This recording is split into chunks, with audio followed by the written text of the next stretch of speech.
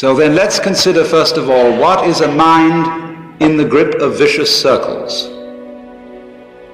Well, one of the most obvious instances that we all know is the phenomenon of worry.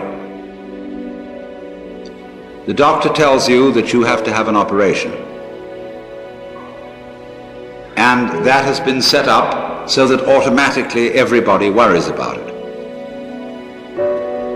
But since worrying takes away your appetite and your sleep, it's not good for you. But you can't stop worrying, and therefore you get additionally worried that you are worrying.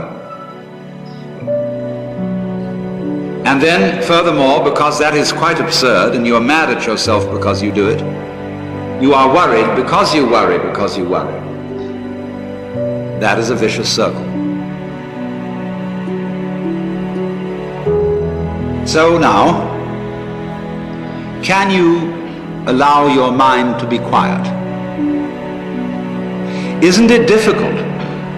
Because the mind seems to be like a monkey, jumping up and down and jabbering all the time. Once you've learned to think, you can't stop. And an enormous number of people devote their lives to keeping their minds busy and feel extremely uncomfortable with silence. When you're alone, nobody's saying anything, there's nothing to do. There's this worry, this lack of distraction. I'm left alone with myself, and I want to get away from myself. I'm always wanting to get away from myself. That's why I go to the movies, that's why I read mystery stories, that's why I go after to girls or anything that you do, or get drunk or whatever. I don't want to be with myself. I feel queer. So, well, why do you want to run away from yourself? What's so bad about it? Why do you want to forget this? Why do you want to become yourself? Because you are addicted to thoughts. This is a drug, a real dangerous one. Compulsive thinking, going on and on and on and on and on all the time.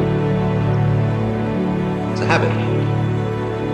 So there's a difficulty about stopping that activity. And you really have to stop it if you want to be sane.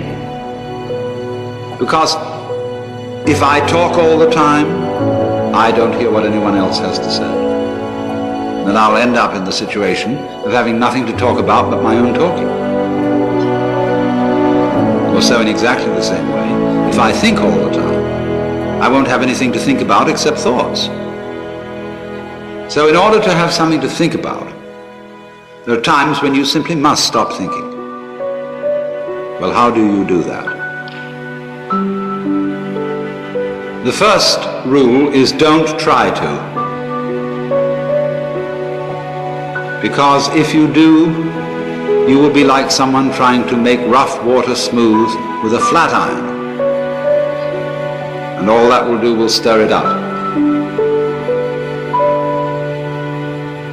So in the same way as a muddy, turbulent pool quiets itself when left alone, you have to know how to leave your mind alone.